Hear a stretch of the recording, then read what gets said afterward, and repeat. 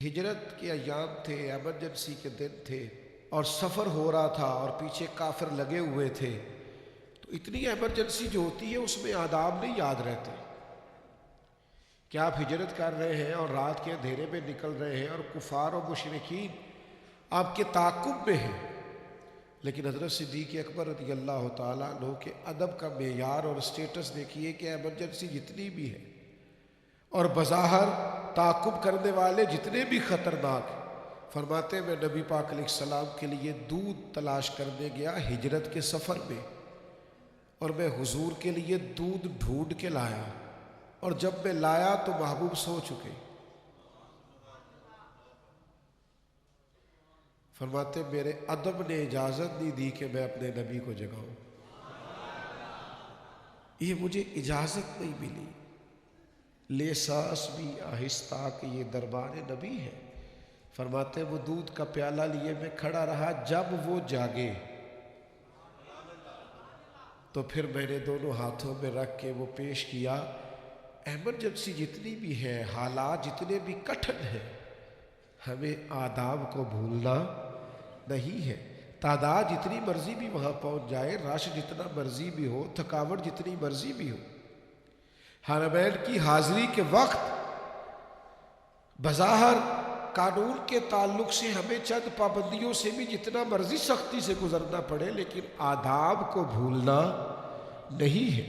کسی مقام پر بھی ادب کے معیار سے 1 انچ بھی پیچھے ہٹنا، یہ ادب بڑا ضروری ہے۔ یہ بڑا آپ جتنے والد صاحب جتنا مرضی بھی سخت بولیں،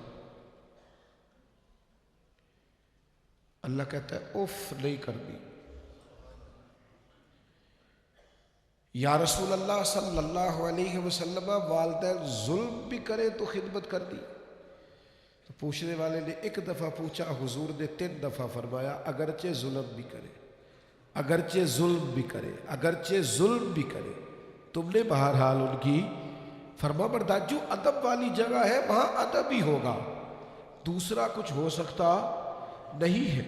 اپنے مزاج سے ادب کو کبھی نہ نکلنے دیں، اور جب بے ادبوں سے بھی ملے نا تو پھر بھی آپ تو ادب والے ہیں، آپ کا سٹیٹس وہ نہیں ہونا چاہیے جو اس بندے کا ہے، آپ کا معیار تھوڑا بلند ہونا چاہیے، آپ کا رویہ تھوڑا ٹھیک ہونا چاہیے۔